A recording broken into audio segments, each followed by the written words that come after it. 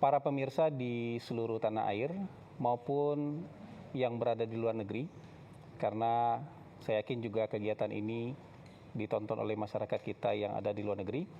Kali ini kita bertemu kembali dalam acara Presiden Prabowo Menjawab, dan ini merupakan kegiatan kedua yang dilakukan oleh Presiden Prabowo.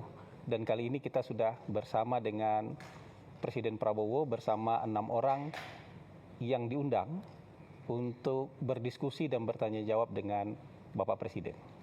Terima kasih Pak Presiden sudah menerima kami di sini. Beberapa expert yang mungkin bisa dikatakan ini par excellence Pak Presiden. Jadi orang yang termasuk yang paling top di bidang masing-masing. Dan terima kasih banyak Pak Presiden sudah menerima kami di sini untuk melaksanakan diskusi dan tanya jawab lah dengan Presiden. Dan mungkin karena ini orang-orang par excellence, mereka mungkin kan mewakili keingintahuan paling dalam dari masyarakat Indonesia. Dan menggalinya juga mungkin agak dalam Pak Presiden. Jadi siap-siap juga Pak Presiden kayaknya ditanya oleh mereka. Mungkin nanti akan saya perkenalkan masing-masing kepada pemirsa yang di rumah. Kalau Pak Presiden mungkin sudah familiar dengan tamu-tamu yang ada di meja bundar ini. Oh ya, meja bundar ini meja bersejarah ini. Karena banyak sekali keputusan strategis di Republik yang lahir dari meja ini. Di sebelah kanan Pak Presiden ada Mbak Eno, nama lengkapnya Mbak Retno Pinasti, pernah menjadi jurnalis Voice of America, ya. Kemudian sekarang menjadi Pemret di Liputan 6. SCTV dan Indosiar. Nah, Pemret di SCTV dan Indosiar. Mbak Reno udah beberapa kali ke sini ya. Ini bukan kali pertama. Ya, untuk tanya jawab dan diskusi dengan Presiden bukan kali pertama. Iya. Terima kasih. Di sebelah Mbak Reno ada, kita manggilnya Bang Celi, Bang Rizal Malarangeng. Jadi dulu Pak, waktu saya masih awal-awal lulus itu, berapa kali hadir ke acaranya Pak Billy Dahl, Indonesianis dari Ohio. Jadi kalau kita iseng-iseng nanya, siapa murid beliau paling pintar? Jawabannya nggak pernah geser, Pak. Rizal Malarangeng. Jadi kalau kita sodorkan nama lain, nggak, tetap Rizal Malarangeng. Kemana sekarang? Politik masih di Columbus, masih sehat, 86 tahun. Iowa ya? Ohio State. Columbus, Ohio State State University. Tempatnya JD Vance. JD Vance. Oh iya. Benar. Oke, Presiden. Oh iya. JD Vance. Dia orang Kentucky tapi sekolah di Columbus, Ohio. Kan tetanggaan. Oh, di Buckeyes. Ohio State University. Ohio State University, the largest state university in the US. Ohio State. Dan berikutnya, wah ini pendidikannya agak ngeri-ngeri sedap. Bang Bosman Mardigu-Wowi. Ternyata kuliahnya criminal mind, Pak. Oh ya? Hati-hati. Di mana sekolah? San Francisco State. Iya. Kriminologi. Criminal mind. Lebih advance lagi, criminal mind, forensic investigator. Oke. Itu apa ya? Psychology. Applied psychology. Oh, applied psychology. Jadi faculty of psychology kalau dia. Betul. Tadi saya bercanda sama beliau. San Francisco. Saya bercanda sama beliau. Penting, harusnya di KPK dia. Iya. Penting kuliah. Saya pikir harus jadi konsultan khusus presiden. Nah, yang aku heran, orang sudah kaya raya masih mau nyuri, itu heran saya. Jadi dia harus jelaskan. Harus dicek tuh mainnya kriminalnya seperti apa itu. Izin Pak Presiden, Ya. saya lanjut. Ini Mas Muhammad Faisal, Direktur Center of Reform on Economic Indonesia, CORE. CORE ini, Direktur Eksekutif beliau sekarang. Jadi ini kritis-kritis juga ini Pak. Jadi Bapak harus siap juga kalau. Lulusan mana? Australia Pak. Australia. UQ, Queensland. Queensland. PhD-nya di Australia. PhD di Queensland, Iya. Master di Melbourne Uni Pak. Oh, oke. Nah, berikutnya. Mbak Retno pernah di Amerika juga? Saya di Amerika sekitar 7 tahun. Tapi jadi kalau sekolahnya di Inggris, Barat Pak. semua nih. Tapi UGM dulu.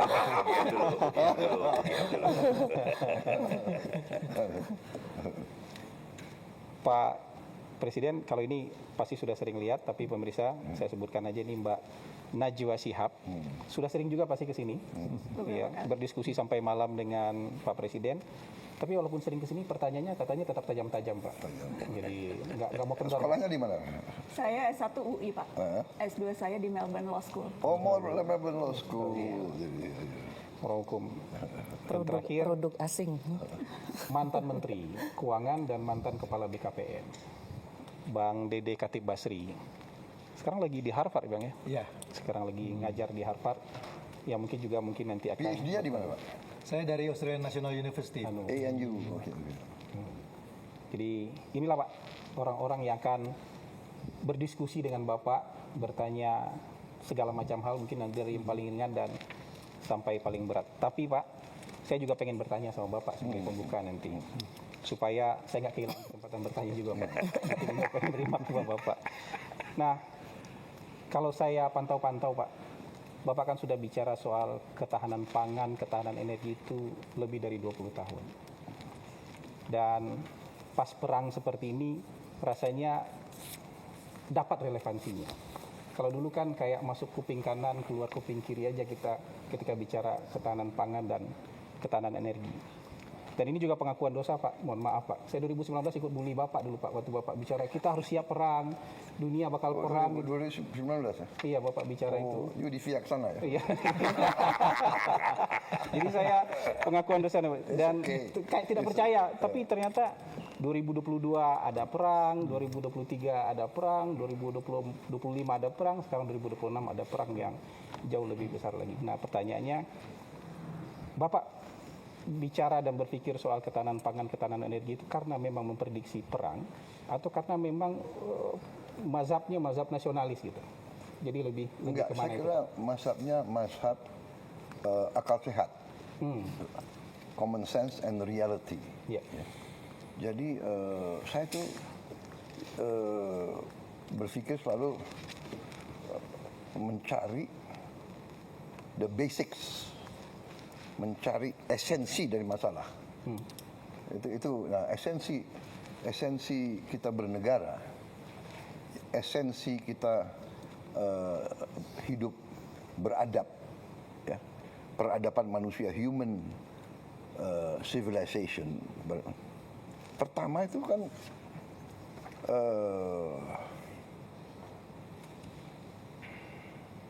pangan, makan. It's a basic need. Kalau psikologi kan Maslow, basic need. Pertama, ya kan, aman dari ancaman cuaca, ancaman binatang buas, dan ancaman manusia lain. Baru kebutuhan air untuk minum, kebutuhan makan. Baru tingkatan-tingkatan lebih tinggi daripada kebutuhan. Jadi makan itu is very basic, very basic. Jadi kebetulan saya ini juga saya suka baca sejarah dan juga latar belakang saya sebagai prajurit, sebagai perwira, ya mendorong saya terus belajar sejarah. Dan di situ saya lihat common denominator, masalah yang azazi selalu adalah pangan. Iya kan? Perang, awalnya perang antara kelompok manusia dan kelompok manusia adalah rebutan pangan.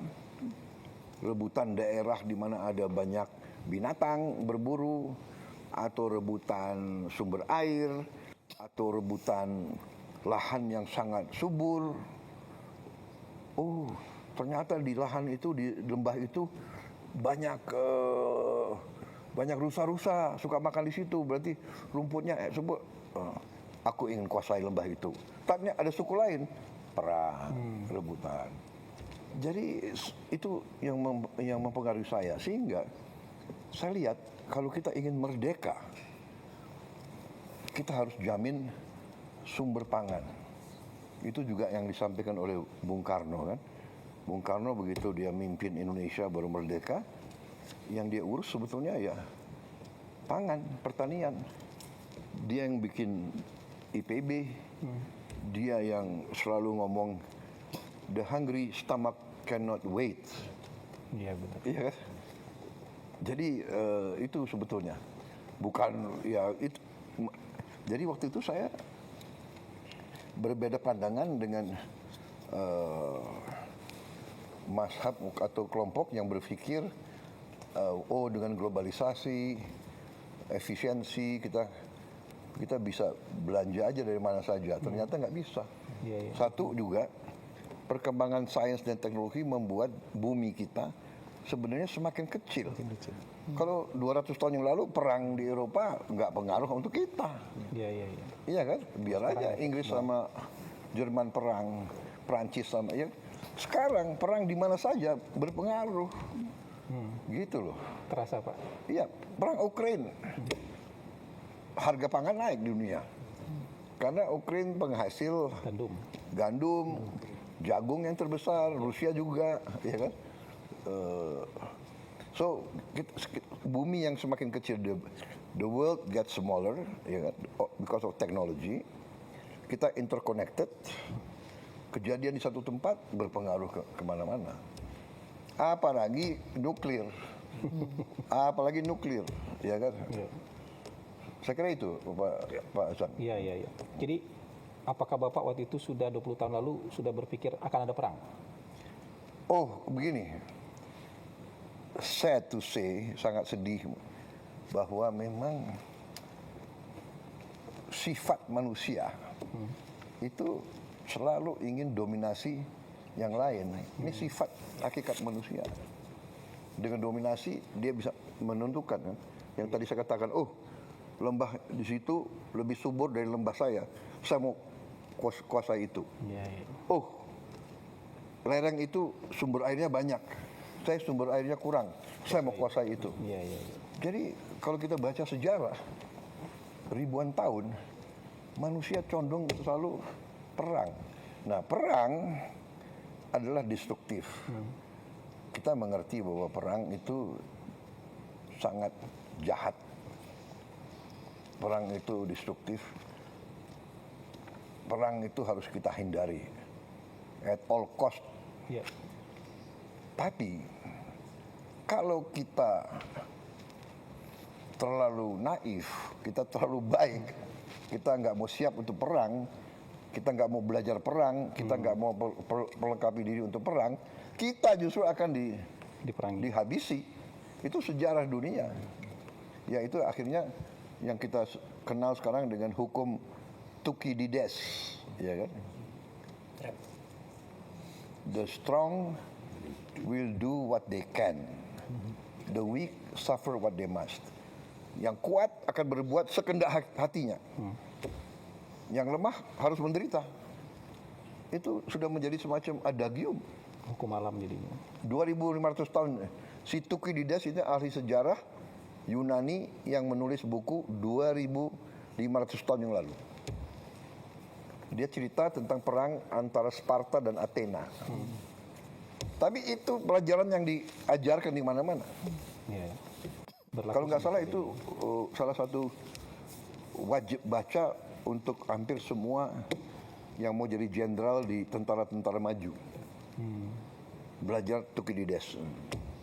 Iya, iya, iya. The strong will do what they can. Jadi ada lagi pelajaran ya dari ahli sejarah lagi, ahli sejarah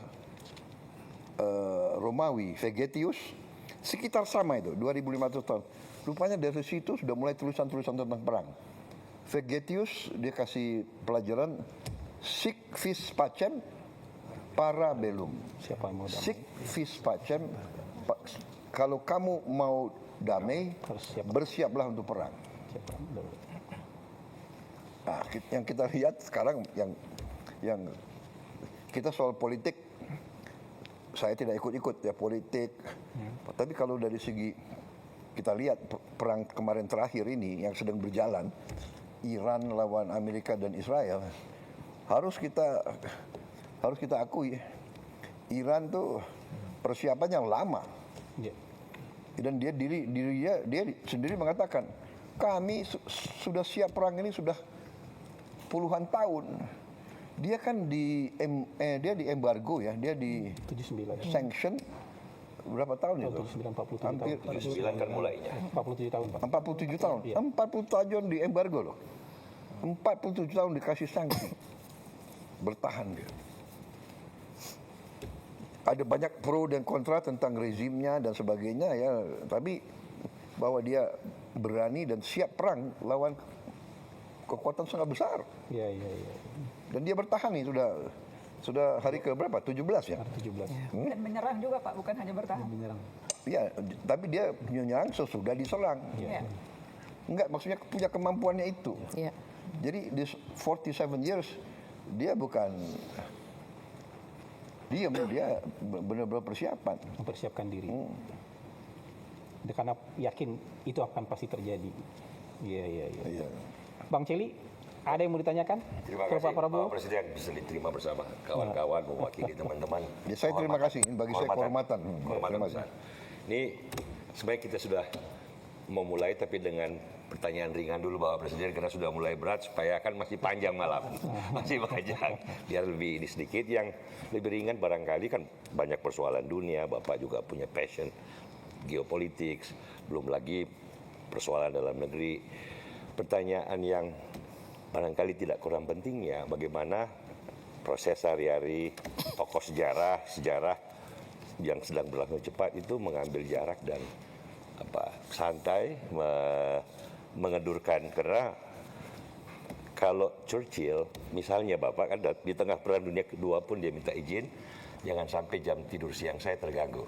I know it's a war, but I need to rest so I can think better. Iya. Kalau ada waktu kosong sedikit melukis dan ngasih makan angsa. Iya. Kalau Ronald Reagan tidur siang juga sama, Iya. baca komik dan menunggang kuda. Iya. Seorang Prabowo seperti apa Bapak dalam mengambil jarak dan Saya terus terang aja ya, saya anggap tidur itu penting. Tapi kalau saya teknik agak lain. Saya itu bisa tidur di mana saja. Di mana saja, kapan saja. Ya. Jadi mungkin ini ilmu saya dapat di tentara. Jadi bagi saya umpamanya naik mobil, saya bisa tidur. Naik helikopter, saya bisa tidur. Naik pesawat, saya bisa tidur. Kalau saya antara 2-3 pertemuan, saya masuk 10 menit, 15 menit, saya tidur. Bagi saya 15 menit is nge-charge gitu loh. Jadi lebih power Apalagi nap 20 ya. menit. My ideal actually is 30 menit. Jadi kadang-kadang antara meeting sama meeting, aku minta jedah setengah jam gitu. Saya tidur gitu. Kalau malam saya nih night, jadi kadang-kadang saya tidurnya jam 1. Tapi jam 3 saya bangun lagi. Kenapa? Ini masalahnya nih, teknologi ya kan. Kan ada YouTube. Iya kan? Bapak ikut juga YouTube untuk Ikut dong, saya harus perkembangan apa terakhir yang terjadi. Iya. Kan kita ini beda 4 jam sama Timur Tengah, Iya. 3 jam. Habis itu sama Amerika sekian jam. Jadi saya harus ikuti apa yang terjadi. Dan itulah mungkin yang membuat saya itu always a bit up to date. Iya. Begitu. Jadi saya ingat waktu itu saya di Singapura. Shangri-La Dialogue. ya. Nah, karena saya punya kebiasaan jam 3 saya bangun, saya buka YouTube. Jam 3 di Singapura ya. Itu kalau nggak salah di Washington DC 3 pagi itu 3 siang. 3 sore. Iya. Around 3 siang ya. Di Washington. Di situ kalau nggak salah at that time Presiden Biden, Presiden Biden baru ngomong sesuatu gitu loh. Tentang kalau nggak salah Palestina atau apa. Karena saya langsung baca waktu saya jam 9.10 pidato, saya yang pertama Menyampaikan. Address. menyampaikan tanggapan saya terhadap pidatonya Biden gitu loh. So, ya kan itu. Berkah sepertiga malam terakhir ini, Pak. Jadi memang itu. Gitu Pak ya. Itu ya. Jadi saya kalau Winston Churchill memang dia bisa mungkin ya. Karena tempo tahun 40-an, 50. Ya, betul, belum ada YouTube Pak. Iya, dan perkembangannya kan begitu. Iya. Tapi hebat dia memang benar. Saya kira benar. Jadi saya dulu waktu di tentara. Jadi begini, ada fenomena dan kita sering diejek oleh bangsa-bangsa lain, terutama bangsa Barat. Bangsa Barat, bangsa kulit putih, anggap orang Indonesia, orang pribumi itu pemalas. Ini ada tulisan-tulisan mereka. Waktu kami turne istilah mereka, turne ke desa-desa, kami selalu lihat pribumi itu tidur. Jam berapa dia turne? Dia turne jam 11, jam 12 siang. 12 siang, matahari di puncak. Siapa yang mau ke sawah ya, Pak? Ini bukan soal malas. Ini adalah kearifan dari nenek moyang kita. Kita diajarkan. Saya anak muda, saya di tentara diajarkan. Jam 12 berhenti kegiatan. Kita di tentara jam 12 berhenti kegiatan. Jam 11 kadang-kadang di semua asrama itu bendera hitam keluar. Ini puncak kepanasan. Kalau kita di luar heat stroke. Jadi kearifan nenek moyang kita, kalau kita kerja jam 11, jam 12, mati. Heat stroke. Jadi kalau si Belanda datang, orang pribumi tidur, ya ini menghindari itu. Tapi dia tidak lihat. Si pribumi itu jam 4 bangun, dia sudah kerja di sawah jam 5 pagi. Betul. Kan begitu. Baru istrinya bawa makan tuh jam 9, jam 10. Baru kembali, ya dia memang tidur siang. Tidur siang itu survival instinct. Strategi kebudayaan. Iya, survival instinct. Saya pernah kedatangan seorang, waktu saya udah keluar dari tentara, saya masuk bisnis, saya kedatangan ini. Seorang, nggak tahu orang Inggris, banker, beautiful suit, datang di kantor saya, dia bikin joke. Dia bikin joke terhadap orang Indonesia. I don't know. I think you Indonesians, your hobby is sleeping, dia bilang. Aku untung udah pensiun kan. Apa dasarnya? Dia bilang, you know, every time I see my driver, he's always asleep in the car. Dalam hati saya bilang, baru saya jawab, do you know, have you asked your driver where he lives? Do you know some of them live in Sukabumi? To go to Jakarta, he wake up 3 o'clock in the morning, take a bus. The bus is 3 hours. To get to your house at 7 o'clock or 8 o'clock.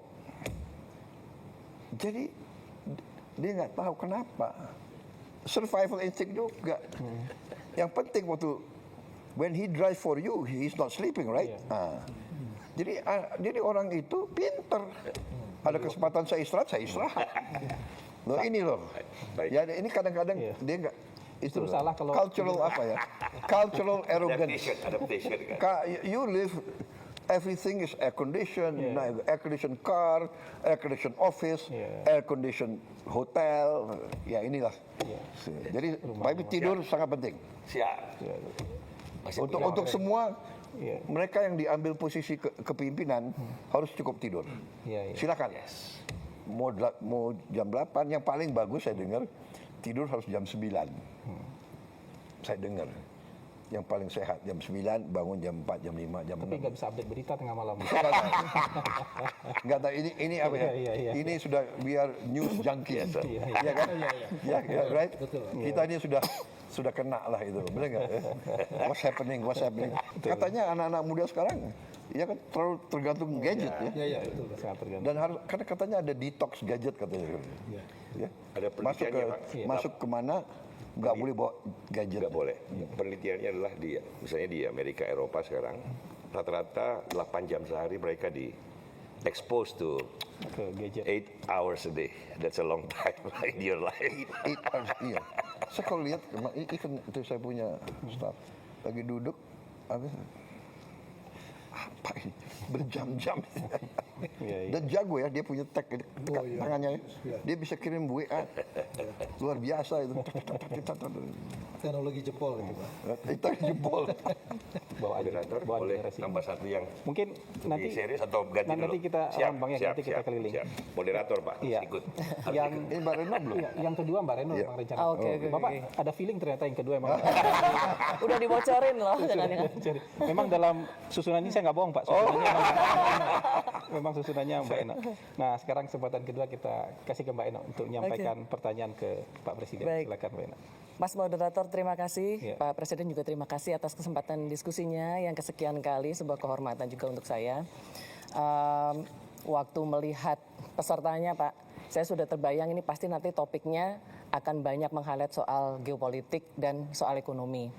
Tapi itu saya serahkan Pak izin ke pakar-pakar yang hadir di sini. Justru saya ingin menyoroti pidato Bapak beberapa hari lalu Pak. Waktu ulang tahun Danantara yang pertama. Waktu itu Bapak, ini saya ada kutipannya, memberikan statement, jangan main-main lagi dengan saya. Laporan palsu, laporan menyenang-nyenangkan supaya bisa akal-akalan. Saya kasih peringatan keras ya. Nah, terkait ini, boleh kasih konteksnya Pak.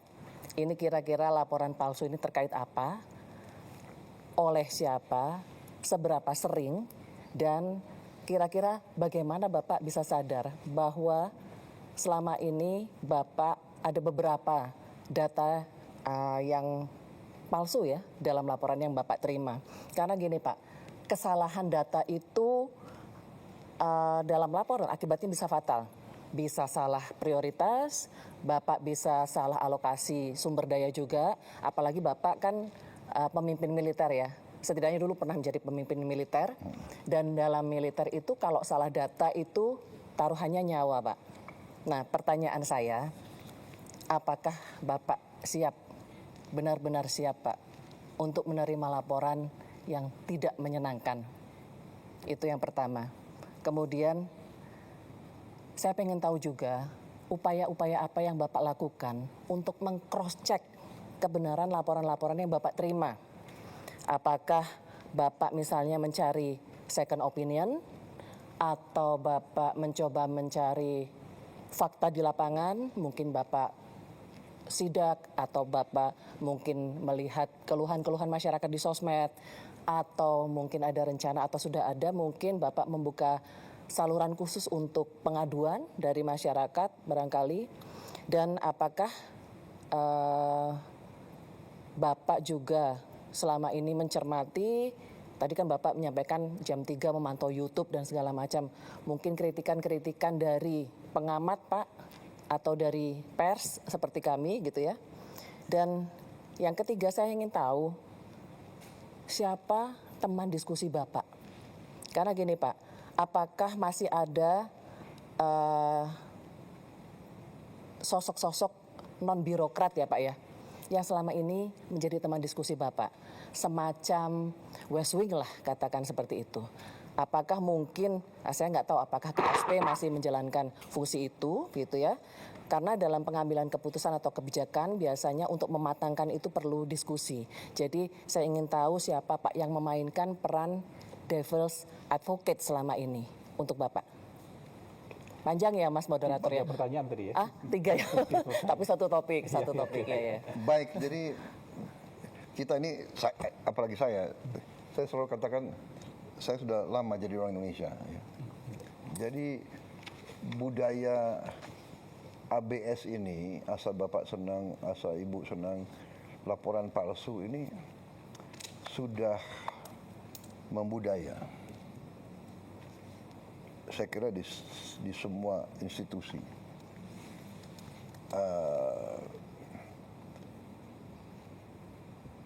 This is part of our problem. Ya, benar. Kalau salah informasi, ya keputusan tidak baik, ya kan. Dan ini masalahnya, ya. Sehingga kita harus punya mindset untuk waspada terhadap setiap laporan. Dan benar, Mbak Retno, kita harus mau dan berani untuk menerima laporan yang paling tidak enak. Dan benar, saya suka monitor posting, podcast yang menyakitkan pun saya nonton.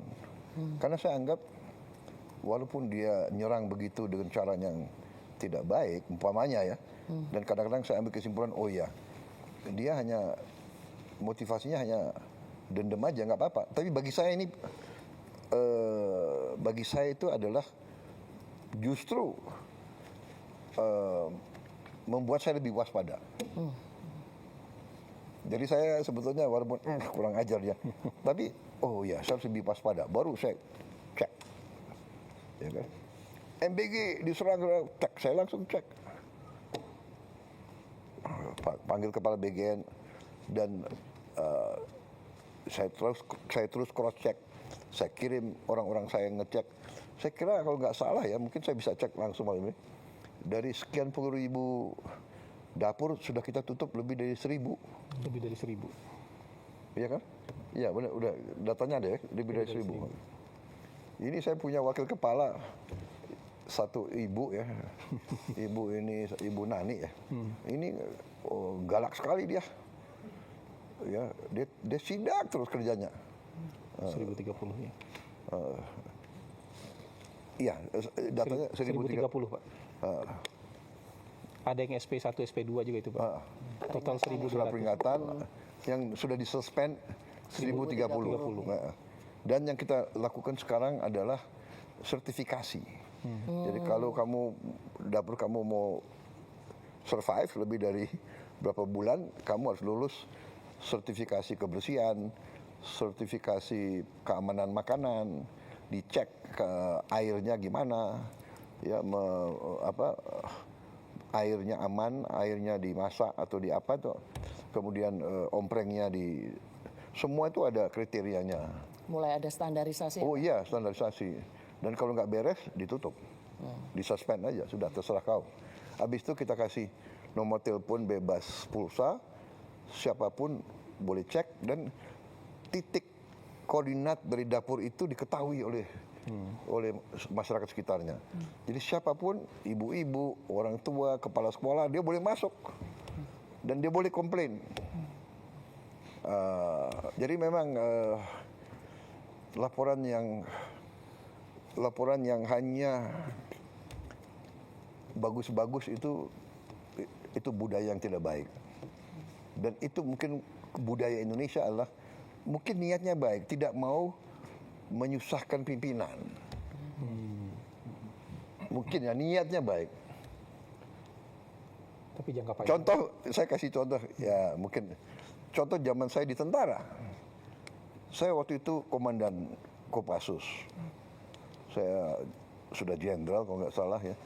Saya inspeksi ke Batu Jajar, pusat pendidikan. Yang saya dulu pernah jadi komandan.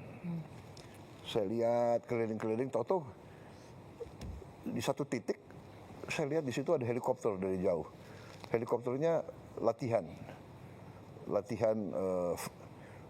fast roping, turun dengan tali. Naik turun. Suatu saat helikopternya berhenti. Berhentinya agak lama gitu. Saya tanya komandan yang di situ, itu kenapa helikopter berhenti? Oh, break Pak untuk makan. Udah kan, break untuk makan kan. Jadi saya nggak tanya lagi. Besoknya saya di Cijantung, saya terima di situ kan selalu di tentara itu ada laporan harian.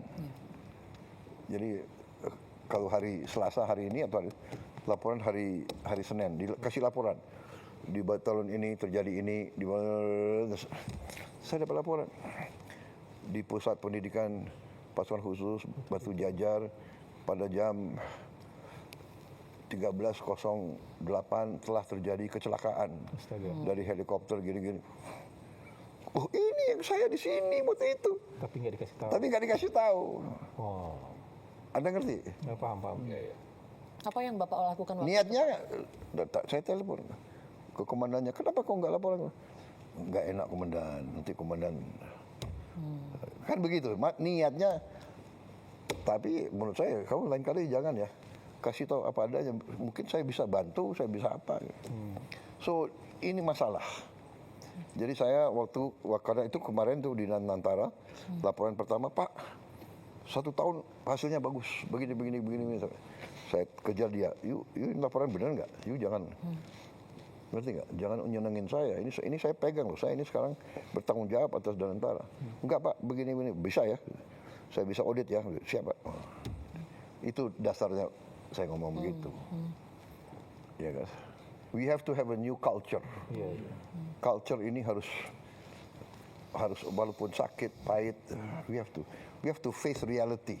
Kita harus realitas lah, dan kita harus siap terima tidak baik, kita harus siap dimaki-maki, kita harus siap dicurigai, nggak apa-apa. Saya belajar banyak. Seorang pemimpin yang baik tidak boleh takut menghadapi kesulitan. Kalau pemimpin yang unggul, lihat kesulitan, harus dikejar kesulitan itu. Rush to the problem. Hadapi. Solve the problem. Nah itu. Berarti kritikan dari pers atau dari pengamat nggak masalah ya Pak? Karena tempo hari Bapak sempat ini nih Pak, katanya pengamat ada beberapa yang mau, apa ya itu istilahnya? Enggak, jadi gini. Yang di... Iya, pengamat itu semua kritik itu baik dan membantu. Tapi ada orang yang kritik dengan niat motivasi yang nggak baik. Ngerti nggak? Dia kritik justru untuk menimbulkan kebencian atau kecurigaan atau kecemasan. Nah, ini menurut saya it's not good. It's not good. Ya kan, satu niatnya apa, motivasinya apa, ya kan? Kalau motivasinya evil, niatnya tuh niat jahat aja itu nggak baik, ya ngerti nggak? Ya kalau kritikan berdasarkan suatu fakta, suatu fenomena itu baik, bagus. Contoh yang saya anggap informasi dari lapangan, justru dari anak-anak. Satu saat saya kaget itu. Tahun berapa? Mungkin 1 tahun yang lalu. Saya dikasih lihat, Pak, ini ada anak-anak di Nias. Ini saya ingatin nama, ternyata baru saya tahu. Coba ada suaranya nggak? Dia teriak, nama saya dipanggil, coba. Kami keseringan dihambat banjir di saat kami pergi ke sekolah, dan kami mohon kepada Bapak untuk membangun jalan kami ini, karena kami tersiksa kalau kami pergi ke sekolah. Anak-anak kita tiap hari masuk sungai basah, duduk di kelas basah, pulang kembali basah. Dia nyawa loh itu, nyawa itu. Semua terjun, kita kerjakan ini. Dibangun di Batak Pak ya waktu itu. Anak-anak kita teriak, kita harus jawab. Sekarang kita akhirnya terpaksa di desa. Presiden Republik Indonesia dengan ini meresmikan 77 jembatan bailey, 59 jembatan Armco, dan 82 jembatan perintis.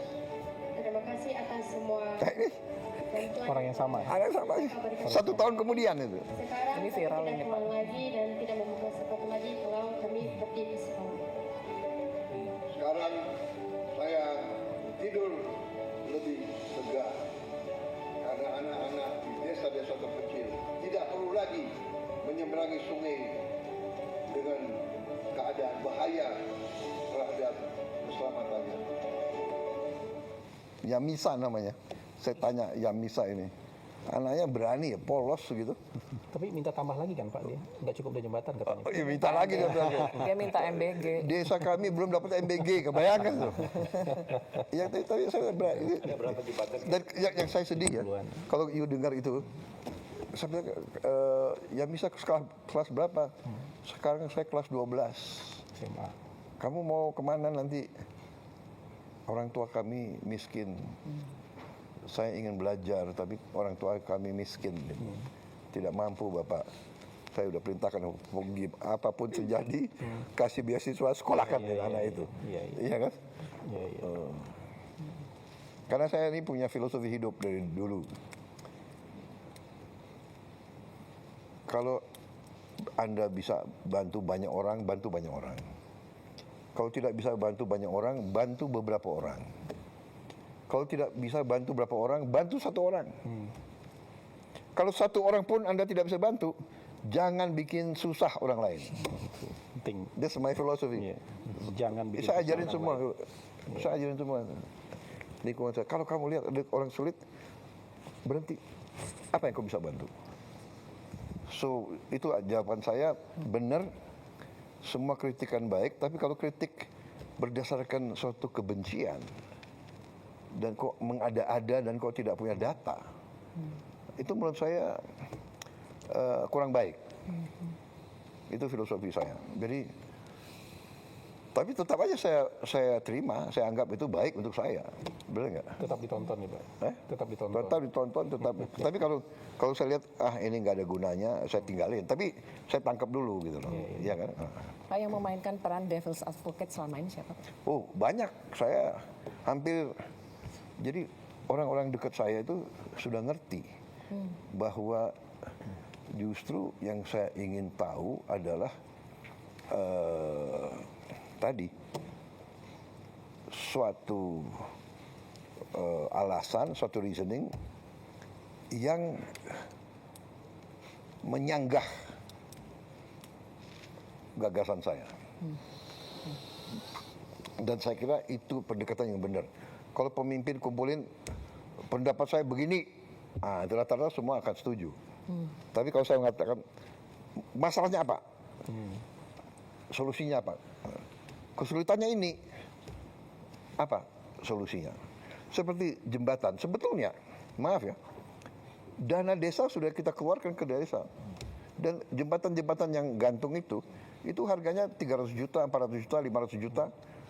Katakanlah yang 100 meter panjang, paling 800 juta ada.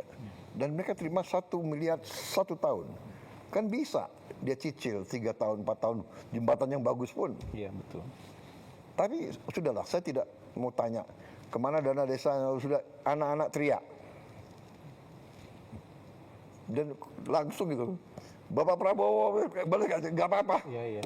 Dia teriak, saya harus jawab. If I can do something, benar nggak? Ya, alhamdulillah. Sekarang saya bikin satgas jembatan. Selain yang daerah bencana, dia laporkan bahwa yang paling mendesak kurang lebih 3.000 titik. Besar sekali. Tapi insya Allah awal 2027 selesai 3.000. Semua provinsi Pak ya? Semua provinsi. Iya. Nasional. Oke. Siap. Cukup Mbak Eno sementara ya, round 1. Siap. Kita mungkin masuk ke tema ekonomi Pak. Agak berat lagi Pak. Silakan. Bang Dede Basri. Terima kasih moderator. Terima kasih Bapak Presiden. Mungkin saya berikan sedikit konteks Pak, karena ini concern saya. Saya itu melakukan penelitian mengenai... Maaf ya, kan ini diskusi ya. Gak usah setiap saat Bapak Presiden nanti Anda nggak enak, ya kan, udah kan? Mas Prabowo gitu, bener nggak? Janganlah Pak. Ini di luar jam ya. Apa saya buka ini kali ya? Nggak ada yang berani Pak. Justru kalimat kita nggak keluar nanti kalau gitu. Nggak tahu saya. Kayaknya sekat gitu loh. Aku lebih senang itu anak itu Yamisa, Pak Prabowo. Dia nggak bilang Bapak Presiden kan? Hah? Kadang-kadang ya anak-anak itu lebih polos ya. Iya betul. Hah? Aku kadang terharu gitu. Betul. Kamu mau belajar apa?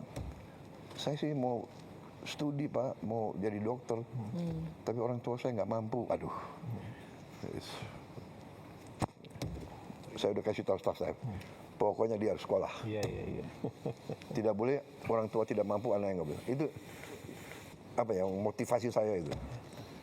We have to create suatu bangsa Indonesia yang ya kan, anak orang paling miskin pun harus bisa sekolah. Sebenarnya itu Undang-Undang Dasar 45. Ya, betul. Ya. Saya lanjutkan Pak ya. Ya. Jadi saya melakukan penelitian Pak mengenai social unrest Pak, unjuk rasa di berbagai negara di dunia. Kenapa dalam 25 tahun terakhir itu unjuk rasa frekuensinya makin banyak Pak. Temuan yang menarik itu adalah ada hubungan yang sangat kuat antara menyusutnya kelas menengah dengan unjuk rasa. Itu terjadi di Latin Amerika, di Southeast Asia, termasuk di Indonesia Pak. Ya. Nah, data kita yang terakhir itu menunjukkan sepanjang 2019 sampai 2024 Ya. itu kelas menengahnya menyusut Pak. Ya. Nah, kita kalau lihat dari angka pengangguran, betul angka pengangguran kita itu turun Pak. Ya.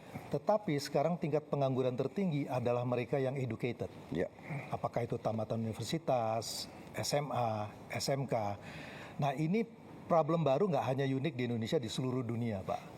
Karena pertumbuhan ekonomi itu menciptakan lapangan kerja tapi informal Pak. 80% dari lapangan kerja yang tercipta tahun 2019 sampai 2024 itu informal Pak. Dan upahnya itu sekitar $120 sebulan. Nah, Bapak bisa bayangkan mereka terdidik, mereka muda, mereka punya informasi, YouTube segala macam. Ini kemudian bisa jadi potensi dari social unrest. Dulu di tahun 90 Pak, isu inequality itu mungkin samar buat orang. Tapi dengan sosial media itu berubah menjadi daily reality show Pak. Karena dia bisa lihat bagaimana cara hidup orang. Nah karena itu saya concern ya, kalau penciptaan lapangan kerja kita ini informal, ini bisa jadi soal ke depan. Apa yang kira-kira Bapak Presiden akan lakukan untuk address supaya lapangan pekerjaan ini yang tercipta adalah lapangan pekerjaan yang decent Pak. Tidak hanya sekedar create jobs, but create good jobs. Mungkin itu Pak. Justru inilah yang saya sedang lakukan. Justru ini. Makanya saya menyampaikan waktu saya maju sebagai presiden, saya tidak bicara lagi pembangunan bangsa. Saya bicara transformasi bangsa. Yang terjadi adalah deindustrialisasi. Yang terjadi adalah uang Indonesia tidak tinggal di Indonesia. Saya ingin hilirisasi. That's the only way. Kita tidak boleh ekspor lagi bahan mentah. Kita harus mengolah bahan mentah itu menjadi turunan produk industri yang bernilai tinggi. Di sini nanti bisa anak-anak muda yang pintar-pintar bekerja. Create good job. Saya akan buka pabrik mobil. Kenapa kita jadi pasar mobilnya orang lain? Kenapa? Karena will. Dengan segala hormat, Korea. Sumber alam Korea apa? Coba periksa. Kita punya sumber alam semua untuk bikin mobil. Tapi dia sudah puluhan tahun lebih dulu dari kita bikin mobil. Kita punya timah, kita punya boksit untuk alumina, diolah menjadi aluminium jadi mobil. Tapi kita nggak bikin processing boksit. Prosesnya nggak ada. Jepang tidak punya boksit. Dia bikin mobil terhebat. Iya kan? Jadi ini Pak Kati, this is what we have to do. Makanya saya bikin buku transformasi bangsa. Saya katakan strategi transformasi bangsa. We have to transform. There's no other way. Untuk kita industrialisasi, kita harus melakukan ratusan pabrik. Itu yang kita sebut pohon industri. Dan kita sudah map out. We have a plan actually. Pohon industri untuk semua komoditas penting yang kita punya. Kelapa saja ternyata di negara manapun dianggap suatu miracle crop. Minyak VCO, virgin coconut oil, itu dianggap anti cancer. Di Amerika saya punya teman-teman jenderal Amerika, dia minum tablet virgin coconut oil yang dibikin bubuk jadi tablet. Tiap makan dia minum itu. Harga kelapa itu tinggi sekarang. Kita baru punya 1-2 pabrik kelapa. Selama ini kita ekspor kelapa gelondongan. Kelapa. Hampir semua komoditas. Ya, kita punya kopi terbaik. Tapi kita import Starbucks. Ya, Nestle, Nescafe. Iya kan? Kita punya coklat terbaik. Tapi kita import, kita makan KitKat, kita makan Cadbury, ya kan? This is what we have to do. Jadi justru ini jawabannya adalah industrialisasi. Yang sekarang ini is actually to win time. To win time. Win time adalah kita harus hilangkan kemiskinan. Bahwa kelas menengah turun, saya yang ungkapkan. Saya ungkapkan di mana-mana. Itu yang menohok saya. Saya tadi bangga juga 7 tahun pertumbuhan 5%. Tahu? Loh, pertumbuhan tapi orang miskin tambah. Kelas menengah kurang kok. There's something wrong with the system. Yeah? So you're exactly correct. We have to industrialize. And now it's not even industrialization. Now it's science. STEM. Ya kan? Contoh, kita kekurangan 100, kalau tidak salah 120.000 sampai 140.000 dokter. 140.000 dokter kurang. Dan kita memproduksi, menggraduate tiap tahun paling 9.000 sampai 10.000 dokter tiap tahun. Top. Artinya kita harus 14 tahun nunggu baru terpenuhi. 14 tahun akhirnya yang tua-tua pensiun juga gitu loh. Jadi we will never, kalau kita nggak ambil tindakan drastis. Makanya saya rencananya saya mau bangun 10 universitas baru dengan 10 fakultas kedokteran baru dengan 10 research rumah sakit baru. Untuk mempercepat ini. Pak, saya boleh sedikit, Ya, Pak ya? ya. Problem dengan industri kita tuh competitiveness. Karena di sini, Pak, terus terang aja, uang nggak masalah, tapi masalah jadi uang, Pak. Jadi karena persoalannya di-create oleh birokrasinya begitu banyak. Bapak willing untuk lakuin deregulasi nggak, Pak, untuk itu, Pak? Oh, harus. Deregulasi harus. Saya sudah deregulasi gila-gilaan mungkin. You tanya aja. Masalah pupuk ya. Masalah pupuk. Saya menemukan ada 145 peraturan. Ini contoh ini. Ini salah satu yang harus kita, salah satu prestasi pemerintah saya ya antara lain ini penyaluran pupuk. 145 peraturan. Ya. Jadi ada 41 undang-undang, 23 peraturan pemerintah, 6 peraturan presiden, instruksi presiden. Di Kementerian Pertanian ada 11 peraturan, Kemendak 6, pokoknya totalnya 145. Ya. Jadi dari pabrik yang miliknya negara sampai ke petani itu kalau tidak salah harus ada berapa belas tanda tangan. Gubernur harus tanda tangan. Pertama harus ada, kalau tidak salah harus ada 14 kementerian tanda tangan. Baru gubernur tanda tangan, baru bupati tanda tangan. Jadi ini pupuk yang kita subsidi nggak sampai ke petani. Iya. Bahkan jadi penyelundup, diselundupkan kemana? Petani juga bingung, di mana saya akhirnya nangis-nangis. Kita hilangkan 145 peraturan dari pabrik langsung ke Gapoktan. Kelompok tani. Nggak usah pakai kartu-kartu, pakai KTP bisa beli. Surat sudah. Jadi deregulasi sangat penting. Ini semua dan akal-akalan ini, birokrasi ini akal-akalan. Sudah kita kurangi undang-undang, kita sudah perbaiki undang-undang, kita perbaiki ini peraturan presiden. Dia akal-akalan, dia bikin lagi apa namanya peraturan teknis. Pertek. Akal-akalan lagi nih Pak. Ini aduh. Boleh klarifikasi Ya, satu nggak Bapak? Ini penting banget tadi. Satu aja klarifikasi ngikut. Tadi kan Bapak bilang industri mobil baru ya.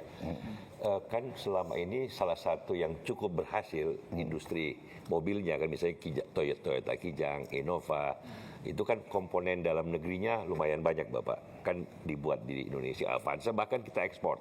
Apakah ini kita akan perkuat atau you are going to create something totally new? Ini kan sudah ada Ya kan sejarah. gini ya, Toyota ini kan masih belum mau ke arah listrik.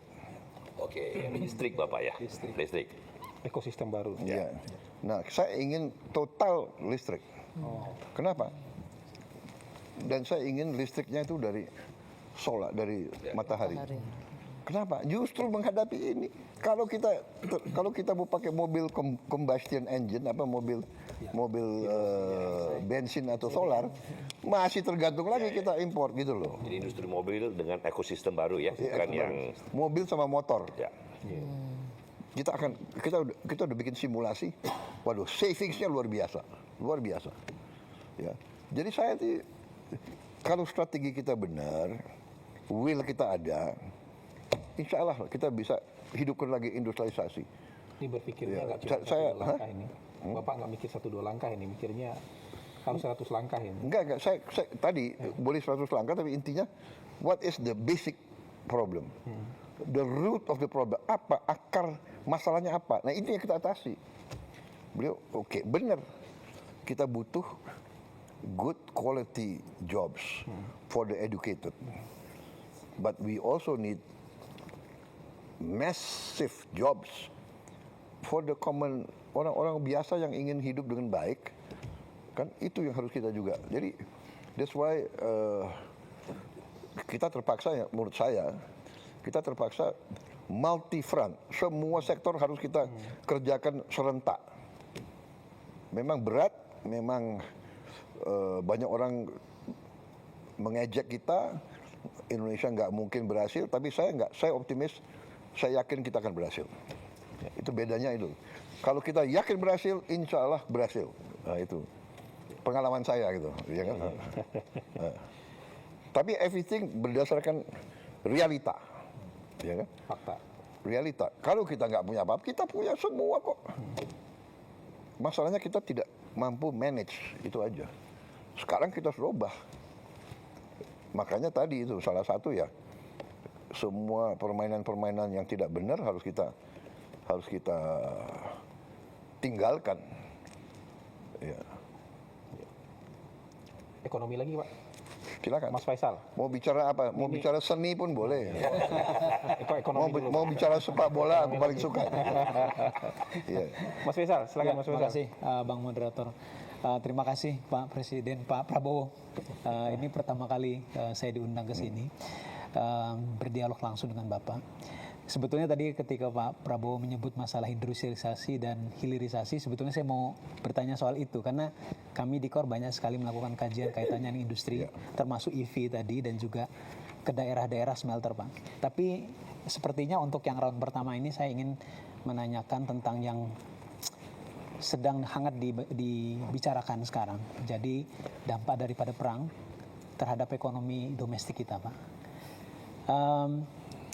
Kita tahu harga minyaknya kan sudah sempat beberapa kali menyentuh $100 per barel.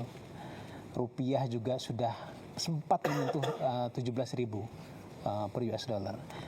Jadi dari hitung-hitungan kami sendiri di Korpa, memang kalau dalam waktu yang panjang, ICP harga minyak dunia itu di atas $80 per barel dan nilai tukar rupiah di sekitaran 17.000, memang dampaknya ke pembengkakan subsidi energi itu bisa lebih dari 100 triliun tambahannya saja, Pak.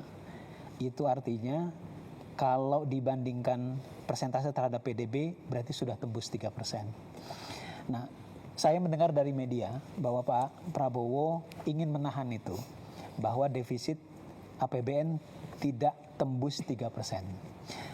Tapi pertanyaannya bagaimana, Pak? Karena concern kami kalau seandainya menahan 3% itu dilakukan dengan efisiensi yang caranya sama dengan tahun lalu 2025, kita sudah saksikan sendiri, Pak, bagaimana dampaknya.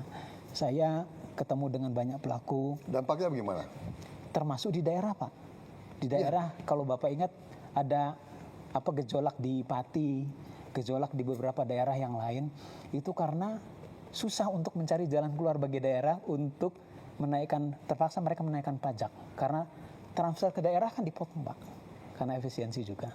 Nah, jadi apakah cara untuk efisiensi yang Bapak ingin lakukan sama, ataukah mungkin ada cara yang lain, Pak? Misalnya, contohnya begini, Pak, apakah ada terpikir cara untuk refocusing misalnya, Pak, ya, termasuk misalnya mengalihkan sebagian daripada program-program yang sudah ada yang banyak banyak alokasi anggarannya, termasuk mungkin program prioritas, ke pos-pos yang sifatnya tanggap darurat ini, Pak. Oke, saya jawab. Iya, Pak, silakan. Pertama, tolong Anda cek Ya.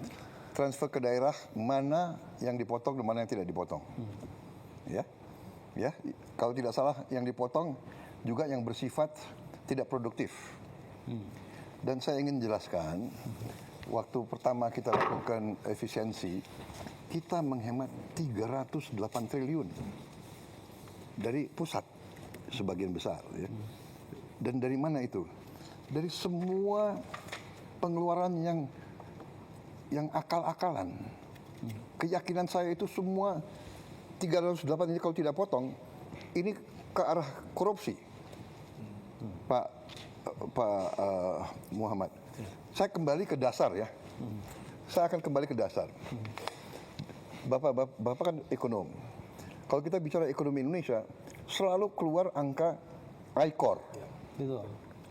Ya, incremental capital output ratio. ICOR kita 6,5. Ya, tinggi sekali. Dibandingkan dengan Korea, mereka itu 4. Singapura 4. Kalau tidak salah Thailand 4, India 5. Artinya apa? Kalau kita lihat kita 6, Korea 4, Singapura 4. Arti itu adalah 4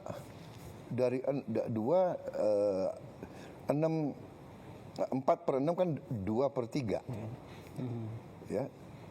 Jadi kita ini, kalau angka itu artinya kita 30% lebih tidak efisien dari Thailand, Malaysia, Filipina apalagi, Vietnam apalagi. Vietnam 3,6, Filipina, saya mau tanya. 2 kali lipat tidak Ya, efisien. saya mau tanya ya, Pak Muhammad. Kita bedanya apa sama orang Filipina? Kita rasnya apa? Apa kita lebih bodoh? Kita lebih tidak efisien.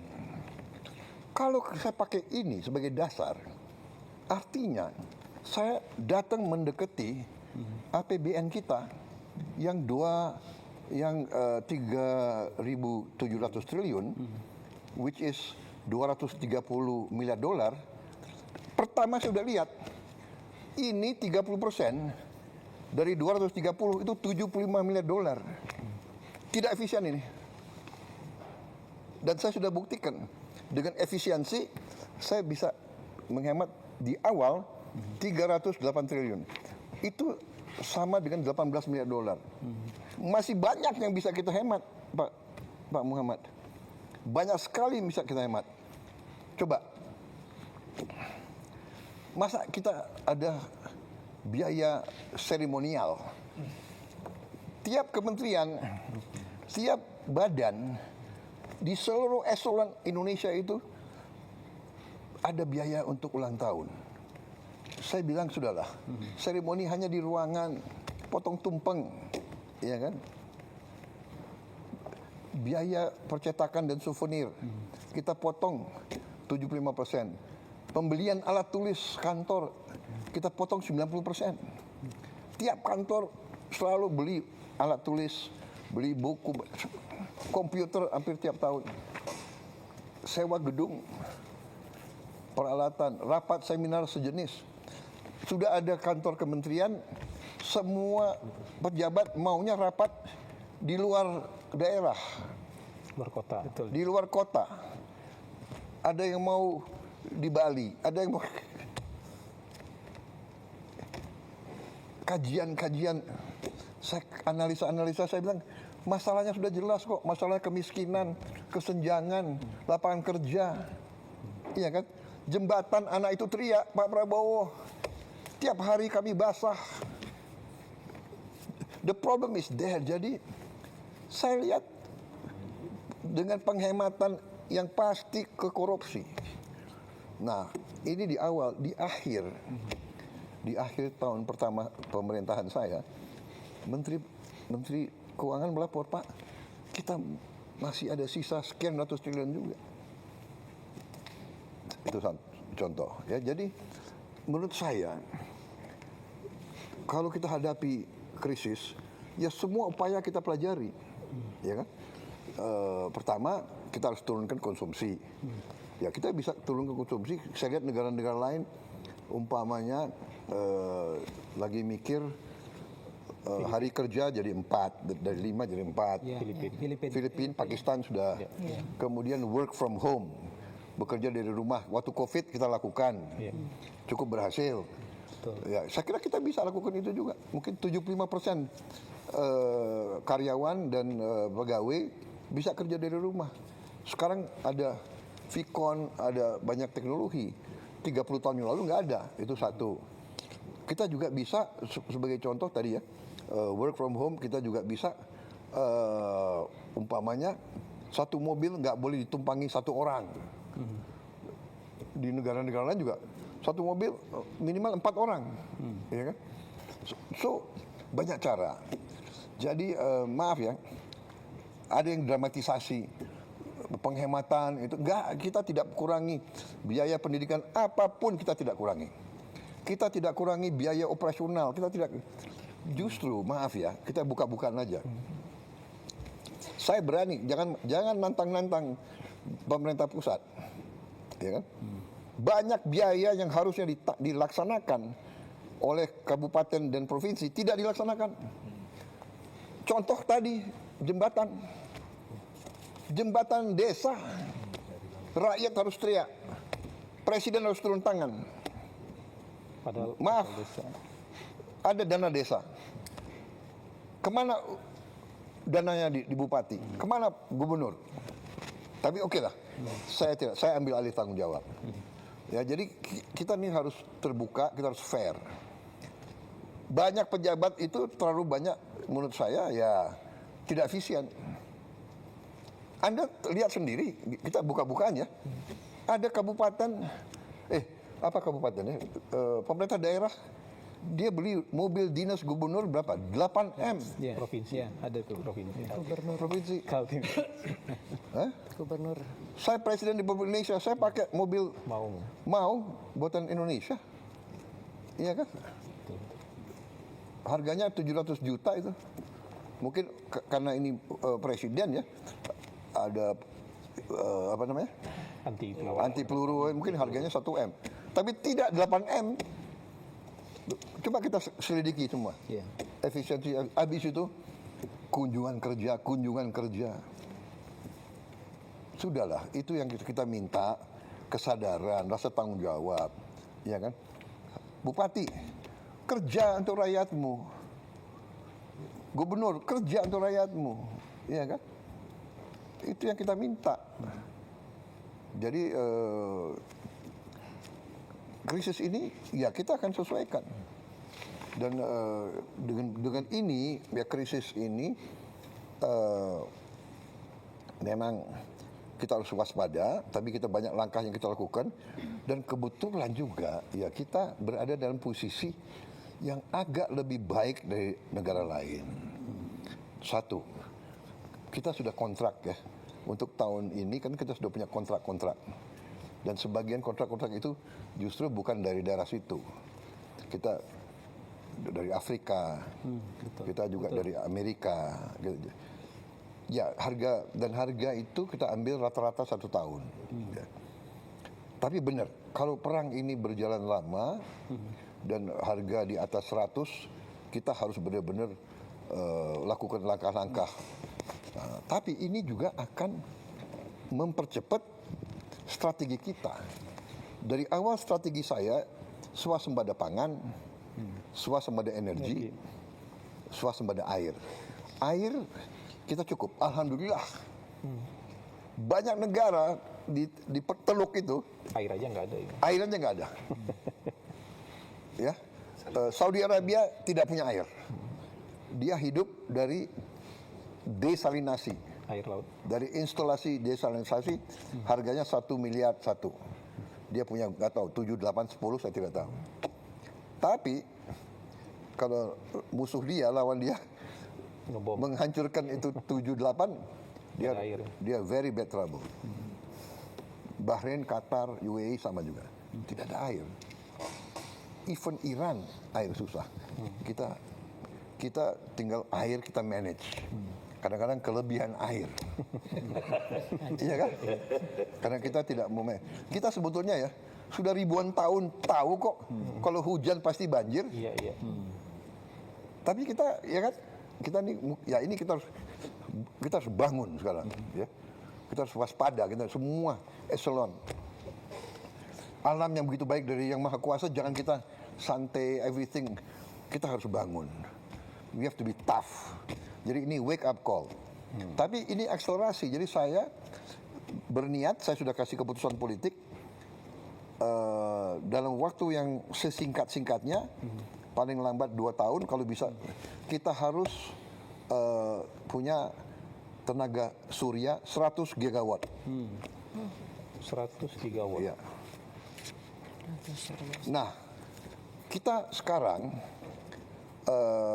sudah bisa produksi sekitar, kalau tidak salah ya, 11 gigawatt dari dalam negeri saat ini.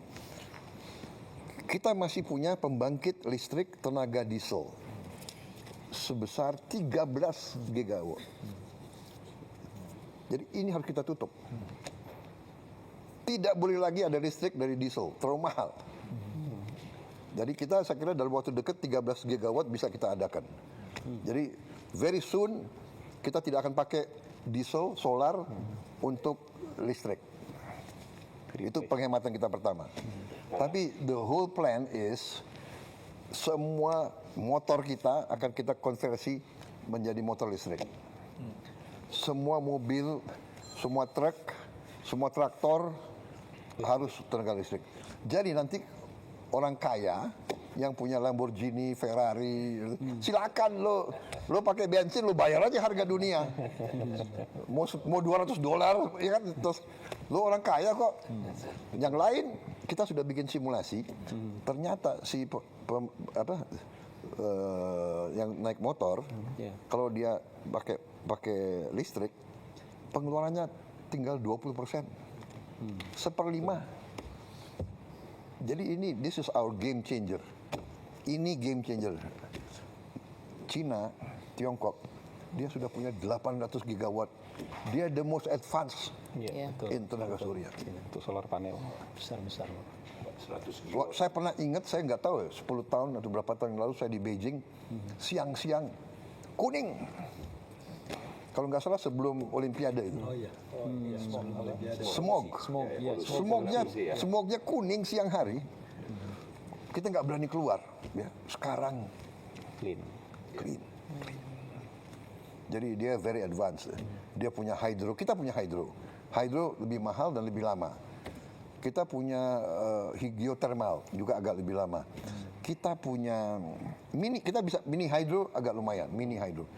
Tapi kita punya kalau tenaga surya itu bisa cepat, dan yang kita punya keunggulan, maaf, saya diejek kan, ini presiden sawit. Ya, saya bangga, saya jadi presiden negara yang penghasil kelapa sawit terbesar. Dari kelapa sawit kita bisa menghasilkan solar. Bensin juga bisa. Dari kelapa sawit bisa bensin juga. Aftur juga bisa. Aftur dari kelapa sawit. Jadi we are in a better position than many countries. Tapi benar, 1 tahun ini kita harus benar-benar waspada. Ya, mau tidak mau kita harus semua merasakan, kita kurangi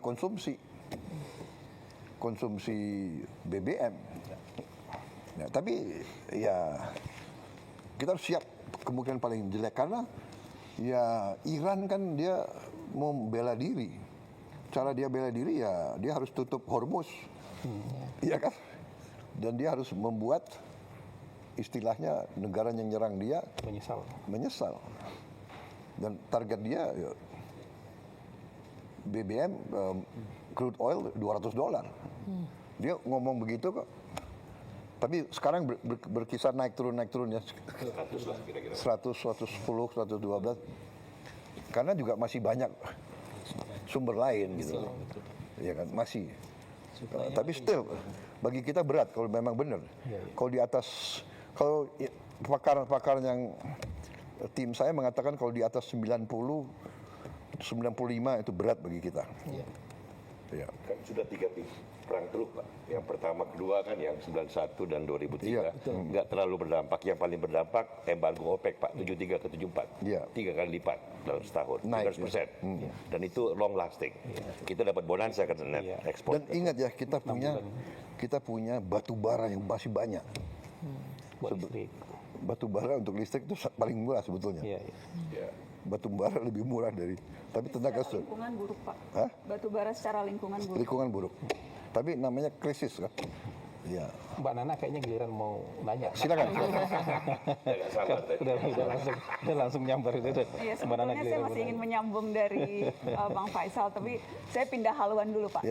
Baru kemudian nanti mungkin kita bisa kembali. Bukan ekonomi, tapi isu yang juga luar biasa penting, Pak. Aktivis kontras, Pak, bernama Andri Yunus, disiram air keras, mengalami luka serius.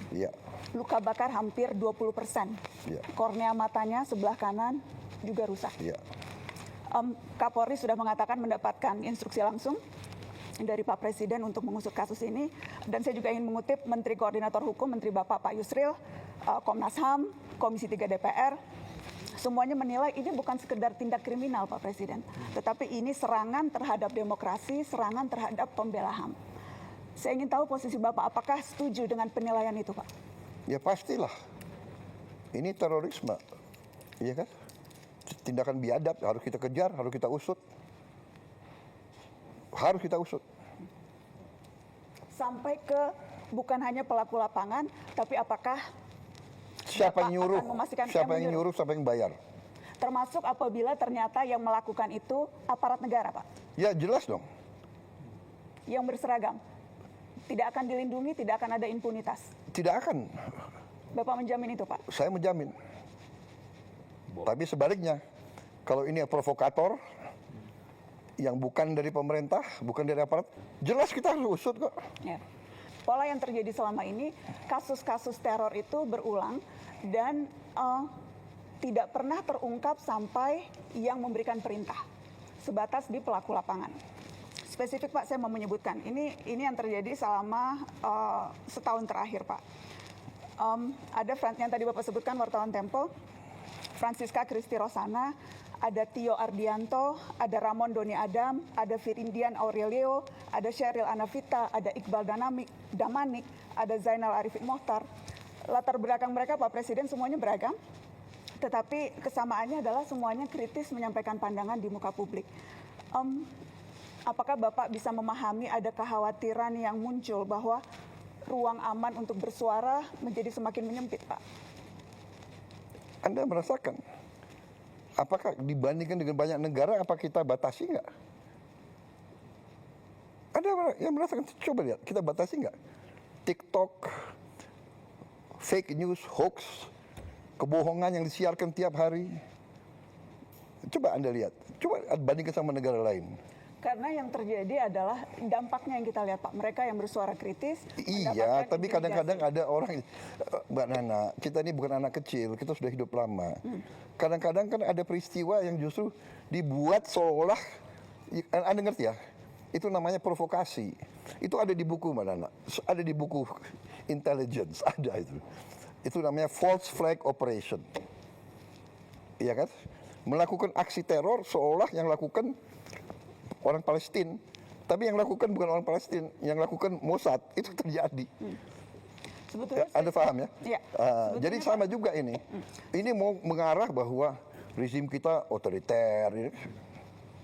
Sebetulnya Iya kan? spekulasi-spekulasi itu muncul karena ketidakadaan jawaban Pak Presiden.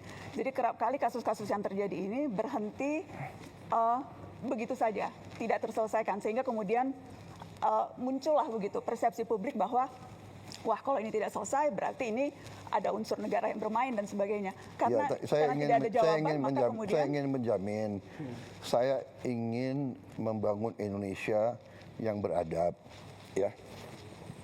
Itu cita-cita saya. Saya ingin membangun pemerintah yang bersih. Saya ingin punya polisi yang bersih, jaksa yang bersih, intelligence yang bersih. Anda tahu, saya mau tanya sekali lagi ya, saya ini korban juga. Tapi saya itu berpikir yang besar. Concern rakyat, pangan, energi, benar nggak? Dengan perang, harga pangan bisa naik. Tapi saya mau tanya, ini bulan Ramadan, harga pangan terkendali atau tidak? I think we are doing a good job. Jadi percayalah, saya tidak akan mengizinkan hal-hal seperti itu terjadi. itu yang ingin kami dengar Pak. Iya. Percayalah, saya dipilih oleh rakyat untuk membela rakyat. Tapi kita waspada. Saya minta diusut benar. Ya. Justru sampai aktornya. Iya, sampai aktornya. Saya rasa pernyataan Pak Presiden sudah boleh soal yang itu ya. Dan berarti Bapak tadi bicara secara tegas tidak boleh ada warga yang diintimidasi, yang diteror karena mengkritik pemerintah. Tidak boleh. Jaminan langsung dari Presiden Republik Indonesia. Kalau wewenang ada, itu saya lakukan. Ya. Bapak, apakah memberikan tenggat waktu ke Kapolri Pak untuk pengusutan kasus ini? Ya, saya ini orang realistis dan saya orang yang adil. Dari segi kapasitas, kita biarkanlah mereka bekerja. Ya. Tapi tidak hanya Polri, banyak lembaga lain juga harus bekerja. Ya. Lembaga lain penegak hukum juga yang di luar penegak kepolisian. hukum, ya kan? Apakah Bapak terbuka dengan ide membentuk tim independen untuk membackup ini, Pak? Kita bisa pertimbangkan. Asal independen ya. Independen. Ya, jangan semua LSM yang sudah a priori benci sama pemerintah yang dapat uang dari luar negeri, ya kan? Ya kan? Kalau Anda mau bicara apa adanya, saya juga bicara apa adanya, gitu. Iya kan? Tapi yang jelas malam ini kami sudah mendengarkan langsung statement dari Presiden. Presiden sangat bold. Begini, Tegas. soal saya hal itu ingin karena menegakkan hukum. Saya ingin menegakkan hukum. Bagaimana kita tegakkan hukum kalau kita biarkan seperti ini? Kalau itu dari aparat. Dan saya ingin kasih tahu bahwa memang aparat kita ya banyak kekurangannya. Kita menemukan deep state, kita menemukan ada dirjen-dirjen yang berani ngelawan menteri. Akhirnya kita pecat kan, banyak sekali dirjen-dirjen. Ada dirjen-dirjen yang merasa untouchable.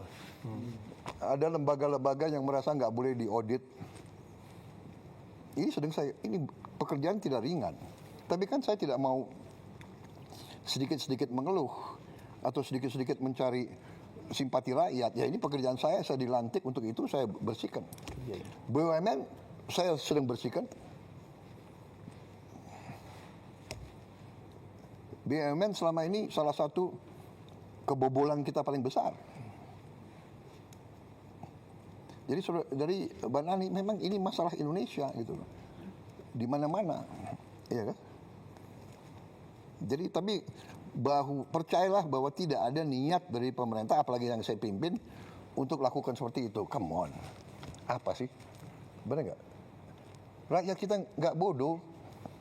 saya mau ingatkan ya, sampai hari ini rakyat yang di bawah itu dukung saya. Persis yang disampaikan tadi Pak Dede. Iya kan, kalau memang rakyat tidak suka sama saya, bisa turun ke jalan rame-rame. Tapi mereka tahu, kalau rusuh, semua negara yang rugi. Mau ganti saya, tunggu dong 2029. Jadi negara yang beradab ya. Sabar ya. Iya, sabar. Tapi yang saya lihat ya, Mbak Nana harus objektif juga ya, sebagai seorang tokoh, bahwa destabilisasi, disinformasi itu bagian dari bernegara. Jadi ada negara-negara tertentu yang punya keahlian di situ, regime change, color revolution, come on. Masa Anda nggak pernah baca, nggak pernah lihat, ya kan? Asia Tengah. Apakah Bapak membaca kritikan-kritikan yang dilontarkan baik oleh pengamat yang Bapak sebut tidak patriotik seperti tadi pertanyaan Mbak Eno, atau dari orang-orang yang memang selama ini kritis terhadap pemerintah, itu semuanya bermuara pada keinginan untuk regime change, Pak Presiden? Tidak semuanya, saya tidak pernah katakan semuanya. Sebagian Tapi besar. ada, oh jelas ada. Ya kan, jadi begini. Bagaimana Bapak membedakan itu, Pak? Mana yang menurut Bapak memang ini sudah keluar jalurnya, sudah saya ingat begini. istilah Bapak makar waktu dulu bulan Agustus ada demo, dan mana yang memang ya ini sesuatu yang Ya kan, yang wajar. Jelas waktu Agustus ya jelas makar, dia mau bakar gedung DPR, kantor gubernur. Institusi pemerintahan mau dibakar, dia semakar, bikin kerusuhan, bawa bom molotov, ya kan? Tidak ada LSM yang ribut soal bom molotov. Banyak yang Ada yang protes nggak? menyampaikan, banyak Pak yang Jujur lah. protes, banyak yang Nggak, protes. come on, sudahlah. Banyak yang protes. Jujur, buka rekam jejaknya, rekam Mungkin digitalnya. Tetapi untuk dalam- ya. round satunya kita cukupkan dulu ya. Enggak, biar aja. Biar aja, ayo silakan. Oh, iya, Kata silakan. Bapak Presiden Ya, biar ya, biar ya. Oh hidup. iya, nggak apa-apa. Ini kesempatan Dalam- bagi saya jawab. Ini Boleh nggak? menarik. Betul Pak. Oh iya. Terima kasih kesempatan. Ada yang ribut nggak soal bom molotov? Banyak Pak yang Aduh, Banyak come yang on, ribut. nggak objektif. Banyak yang Nggak ada. Bapak, dan- Ada yang ribut nggak gedung DPR mau dibakar? banyak Pak. Ah, Pemberitaan come media on. juga banyak soal itu. Nggak ada itu. Pemberitaan waktu media banyak soal itu. sedikit. Banyak yang mengecam. Iya, saya hormati itu, silakan. Tapi begitu bakar-bakar itu kriminal. Iya. Tapi kenyataannya Pak, ratusan yang ditangkap kemarin itu kebanyakan justru mahasiswa. Ada satu penelitian yang menyebut terbesar sejak zaman reformasi penangkapan yang terjadi pada mahasiswa dan aktivis, Pak. Tetapi provokatornya atau siapapun yang bertanggung jawab, aktor yang menyuruh dan sebagainya, itu tidak pernah terungkap, alih-alih dibawa ke pengadilan, Pak Presiden. Ya itu tantangan kita harus cari. Saya baru menjabat berapa tahun? 1,5 tahun. 1,5. Masih ada waktu untuk saya membuktikan? Kami tunggu pembuktian itu, Pak Presiden. Kami tunggu pembuktian itu. Iya. Hah? Jumlah koruptor yang saya tangkap berapa? Come on, ya kan? Percaya, saya sumpah untuk membela rakyat saya. Saya pertaruhkan jiwa saya berkali-kali. Saya tidak rela. Saya tinggalkan negara ini nanti pada saat saya dipanggil Tuhan. Saya tidak rela ini jatuh ke tangan maling-maling, bandit-bandit. Saya tidak rela. Baik, Pak. Ya. Dari Mbak Nana cukup dulu. Sebetulnya masih ingin panjang, cuma masih Nanti banyak round 2 ya, lain. nanti round 2 ya. Karena masih ada Bang Bosman Mardigu yang belum kebagian. Saya mau menjawab itu dengan sangat gamblang. Oh, sangat gampang. Saya senang. Apa saja. Ya. Kalau boleh, saya ingin menyambung satu pertanyaan terkait tadi komunikasi. Tapi saya kira Pak Mardigu belum. Mardigu dulu ya. Pak Mardigu udah nahan. Siap. Udah nahan dari tadi. Soalnya ini orang baru ini. Sabar Pak. Iya. Kayaknya tadi mengumpulkan semua pertanyaan-pertanyaan mau dirangkum jadi sebuah pertanyaan yang Enggak apa-apa, silakan. Debat itu bagus, ya kan? Terima kasih Pak Presiden Bang yang Mardigu. terhormat. Ini undangan pertama saya ke sini, mudah-mudahan bukan yang terakhir Pak. Jadi bagi saya blessing sekali ketemu Bapak, saya bisa mengungkapkan banyak hal. Di sosial media saya sangat aktif sekali dan sangat banyak data yang saya perlukan dan data dari Bapak yang tentunya saya perlukan. Dan saya bertanya tentang geopolitik, di mana kapasitas saya lagi minatnya di sana.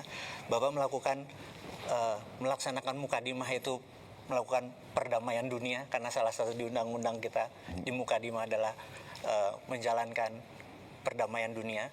Dan Bapak sering mengajukan menjadi juru damai. Tapi kita tahu Pak, juru damai itu kita harus punya alat tekan Pak. Kita juga harus alat tawar atau apa istilahnya, bargain power atau deterrent power Pak, gitu ya. Nah, sewaktu Bapak join BOP, alat tekan kita apa Pak? Alat tawar kita apa Pak? Karena waktu itu belum perang, Israel dan Amerika belum perang. Sekarang sudah perang Pak. Nah, yang saya tetap fokus, selama Bapak punya alat tawar, kita bisa menjadikan tool itu sebagai penekan untuk perdamaian. Tapi kalau tidak ada Pak, apakah Bapak masih akan terus bertahan di BOP karena udah jadi board of war, atau bagaimana Pak? Baik, terima kasih. Jadi saya jelaskan ya. Saya jelaskan dalam konteks situasi sesudah 7 Oktober tahun 2023. 7 Oktober 2023. Terjadi serangan oleh Hamas Ya. Oh, di alam yang dan pembalasan dari Israel yang luar biasa. Betul. Bisa dikatakan gila-gilaan itu, ya. 7 Oktober 2023 Bapak. Jadi 2024, 2025 Terus. dihabisin rata Gaza. 80% rata. 70.000 diperkirakan mati. Orang tua, perempuan, anak kecil tidak bersenjata. Apa yang kita bisa buat untuk hentikan itu? Kita coba dengan segala cara, ya.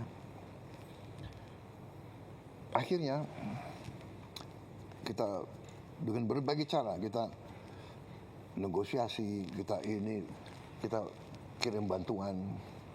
Indonesia termasuk yang paling banyak kirim, termasuk ya, salah satu. Tapi yang lain negara-negara Arab yang kaya-kaya juga pasti kirim bantuan yang lebih banyak ya. Tapi kita kirim Hercules banyak sekali. 3 Hercules pasar. Kita kirim kapal rumah sakit 2. Nah, di situ negara-negara Arab dan yang berurusan itu akhirnya kan sebagian dari mereka punya hubungan baik sama Presiden Trump Amerika. Mereka semua mendesak Amerika, tolonglah hentikan penghancuran Gaza ini. Dan saya di berbagai forum saya juga mengatakan bahwa di sini adalah the moral decline of the West. Ya, bahwa negara Barat, waktu itu Amerika sama Eropa jadi satu masih, selalu mengajarkan kepada kita HAM, selalu mengajarkan kita demokrasi.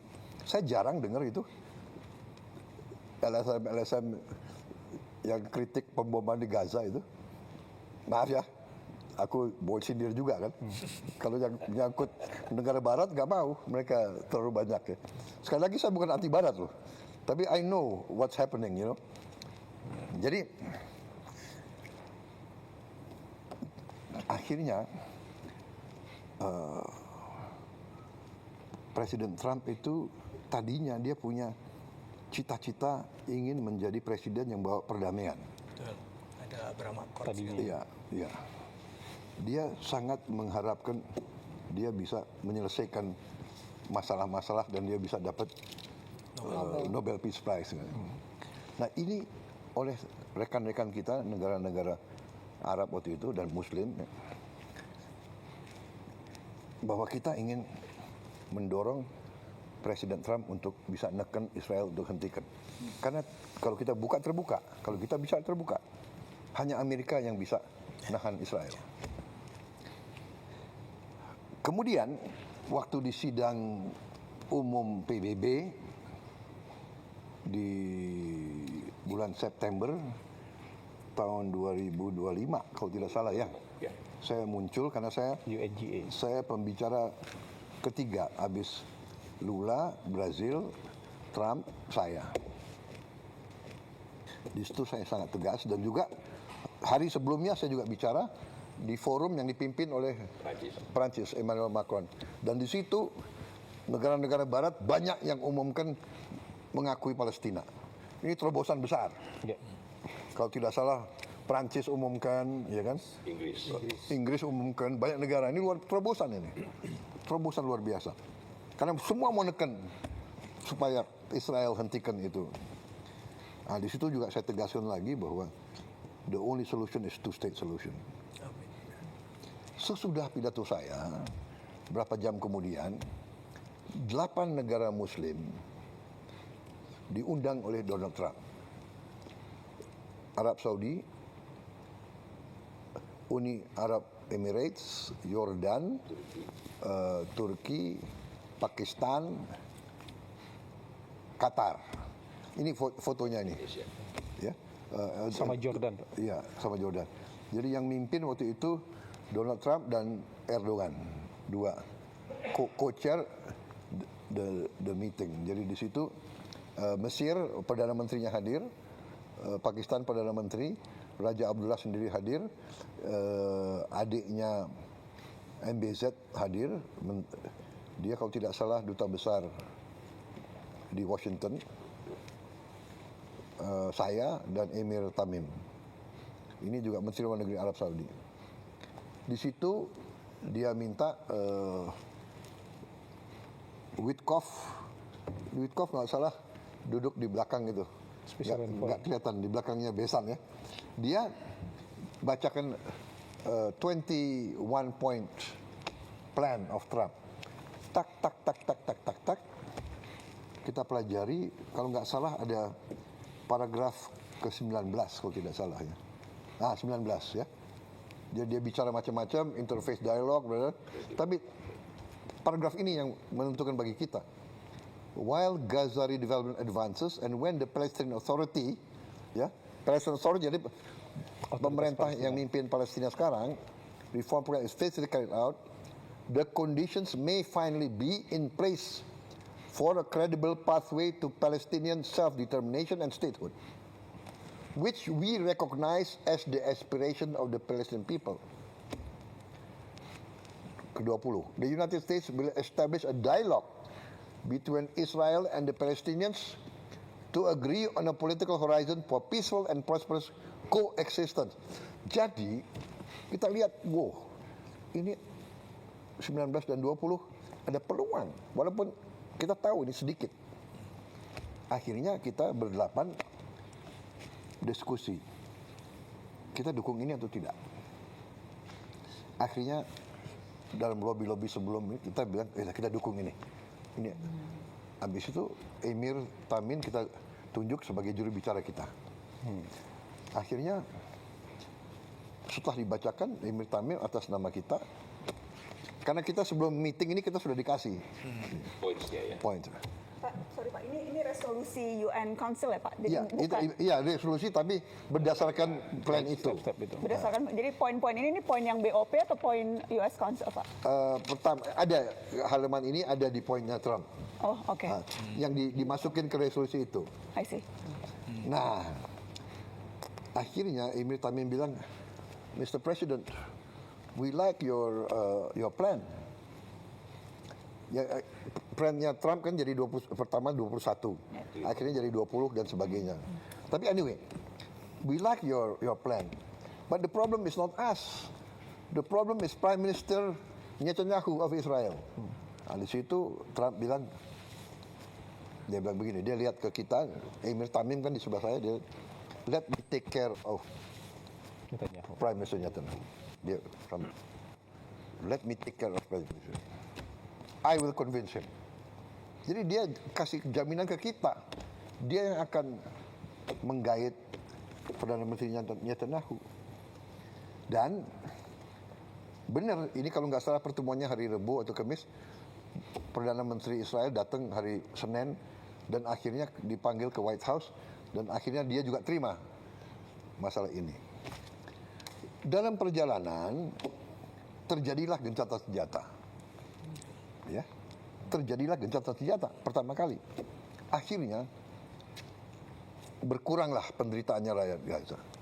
Yang tadinya ribuan mati, akhirnya total dalam 1 tahun gencatan senjata, ya ada pelanggaran, ada mati 600 sampai 700 orang. Yang darinya ribuan tiap minggu. Kemudian buka Rafah, ribuan truk masuk.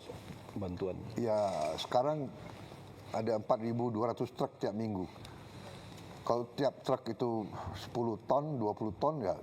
Pokoknya sekarang diperkirakan semua rakyat Palestina dapat makan. Bisa diselamatkan. Ini fokus. Tiba-tiba ada konsep Board of Peace. Ya kan? Jadi, nah Board of Peace, ternyata rencana itu yang tidak ada Board of Peace, itu dimasukin ke Dewan Keamanan. Resolusi Dewan Keamanan. Resolusi 2803. Yang tidak diveto oleh siapapun. Berarti Rusia dan Cina ikut mendukung. Walaupun tidak eksplisit. Dia abstain, tapi dia mengizinkan resolusi ini. Nah, itu syarat kita. Jadi syarat saya dari awal, saya akan ikut dalam proses perdamaian. Indonesia siap menyumbang pasukan perdamaian asal disetujui oleh PBB. Akhirnya Board of Peace disetujui oleh PBB. Nah, kita tanya lagi 7 negara Muslim lainnya, bagaimana? Akhirnya kita ambil kesimpulan begini. Kalau kita di dalam, mungkin kita bisa pengaruhi dan membantu rakyat Palestina. Kita tahu, tidak gampang. If we are inside, maybe we can help. Dukung rakyat Palestina. Kalau di luar, Pasti nggak bisa. we cannot do. Jadi akhirnya kita putuskan, kita masuk. Oke. Kemudian itu statusnya. Dan saya mengatakan selama kita di dalam BOP bisa bantu perjuangan rakyat Palestina, kita akan berusaha. Begitu kita ambil kesimpulan, tidak ada harapan, dan kontraproduktif, kita menilai kita habis waktu, habis energi, dan tidak menguntungkan kepentingan nasional bangsa Indonesia, kita keluar. Itu kesepakatan kita bertujuh, tapi saya sudah ambil keputusan. Saya tidak akan nunggu yang 7 negara lain. Kalau saya ambil keputusan, kalau saya ambil kesimpulan tidak ada manfaat, mereka sudah tahu saya akan keluar. Ya, jadi saya setuju benar sama yang dikatakan Pak Mardigu. We must have leverage. Kita harus ada posisi tawar. Saya tidak tahu kenapa Indonesia diajak. Kita agak jauh. Tapi mungkin karena kita dianggap salah satu negara Muslim yang besar. Ya, Turki besar, Pakistan besar. Walaupun kita jauh dari situ, kita diajak. Jadi ya saya menjalankan perjuangan bangsa Indonesia dari dulu. Kita selalu membela kemerdekaan Palestina. Dan itu mereka tahu. Dan saya selalu katakan dalam pembicaraan saya dengan tokoh-tokoh Barat, kita akan ikut. Dan kita siap kirim pasukan perdamaian, asal saya bilang, semua pihak setuju keterlibatan Indonesia. Pertama, tokoh-tokoh Palestina. Kedua, semua negara yang terlibat. Mesir, Yordan. Saya katakan tidak hanya Mesir, Yordan, dan bagi saya bilang, Mesir, Yordan, saya juga minta didukung oleh Arab Saudi, Qatar, UAE. Itu mitra-mitra kita kan yang baik. Dan saya juga mengatakan, de facto, Hamas harus menerima kita. Itu saya sampaikan. Karena we want to be a peacekeeping force. Kemudian oleh mereka, kita yang ikut di Board of Peace, itu dikasih kelonggaran. Namanya keterlibatan tiap negara diberi kesempatan sesuai dengan national caveats. Jadi keberatan-keberatan nasional boleh dihormati. Jadi kalau Board of Peace punya banyak kegiatan, negara X, kami mau ikut yang ini, kami nggak mau ikut yang ini. Itu boleh. Ikut serta dalam pasukan perdamaian juga begitu. National caveats. Kita tegas, kita tidak mau terlibat dalam aksi militer terhadap Hamas. Satu. Kedua, kita tidak mau terlibat dalam mengambil senjata di weaponization dari Hamas. Kita tidak mau ikut. Yang kita mau adalah menjaga rakyat sipil dari serangan manapun. Itu komitmen kita. Setelah terjadi perang begini, kita konsultasi, tapi de facto-nya adalah everything on hold. Ya, saya sudah umumkan. Menteri Luar Negeri sudah umumkan bahwa sekarang kita tangguhkan on hold. Kita tangguhkan semua sampai penjelasan lebih jelas. Ya, kalau memang tidak ada suasana damai, bagaimana kita terlibat? Ya, itu pertama. Tapi sekali lagi kita harus hitung benar apa yang bisa kita buat bantu rakyat Palestina. Karena kita memang sangat diharapkan. Rakyat Indonesia, bangsa Indonesia sangat diharapkan oleh orang Palestina. Bantuan kita, makanan kita, bantuan dari Basnas kita luar biasa, besar sekali. Kita siapkan Hercules, tapi barang-barangnya kan dari Basnas, dari rakyat Indonesia itu besar sekali pengaruhnya. Jadi situasi itu, Pak Mardigu. Jadi kita lihat, tapi ya akhirnya sekarang kita harus bertindak dengan sangat hati-hati. Jadi di hold dulu Pak ya? Oh jelas, sudah saya umumkan udah dari minggu lalu. Jadi kalau pasukan perdamaian atau bantuan ya Pak? Karena kan Pembicaraan kayak ini ya Pak. makan kan tetap diperlukan Pak. Iya. Kalau enggak kelaparan lagi kan Iya. ya. Kalau bantuan Ya, yang kita hold adalah pasukannya. Ya. pasukannya. Tapi bantuan pangan, rekonstruksi kan Ya saya kira itu jalan harus terus. jalan ya. Oke. Ketika Bapak bilang akan ada indikator yang Bapak gunakan untuk memutuskan apakah masih bermanfaat atau tidak posisi kita di dalam BOP, Pak. Iya. Apakah perang yang dimulai oleh Israel dan Amerika ini tidak bisa jadi indikator untuk kemudian memutuskan ya memang Board of Peace tidak lagi sesuai namanya karena bahkan justru memulai peperangan. Apakah itu indikator yang tidak cukup kuat untuk membuat Bapak memilih Iya, keluar? itu salah satu indikator yang sangat kuat. Tapi sekali lagi kan kita masih sinkronisasi dengan beberapa mitra-mitra kita di situ. Kita akan nanti tanya pendapat Mesir, Yordan, Turki dan sebagainya. Ya. Ya, kalau saya boleh usul Pak, Ya. ini kan penting sekali, karena kan semua orang juga bertanya soal ini. It will be unwise kalau kita directly relate masalah bantuan rekonstruksi Palestina dengan dinamika terbaru, karena di BOP kan urusan rekonstruksi Gaza, dan kita berpartner dengan begitu banyak negara yang lain, termasuk yang juga mendapat masalah tanpa sengaja walaupun tidak mau terlibat perang seperti Qatar, Uni Arab. Jadi mereka kan juga harus kita dengar. Karena kita bersahabat kepada semua. Baik, kita break sebentar bisa? Baik.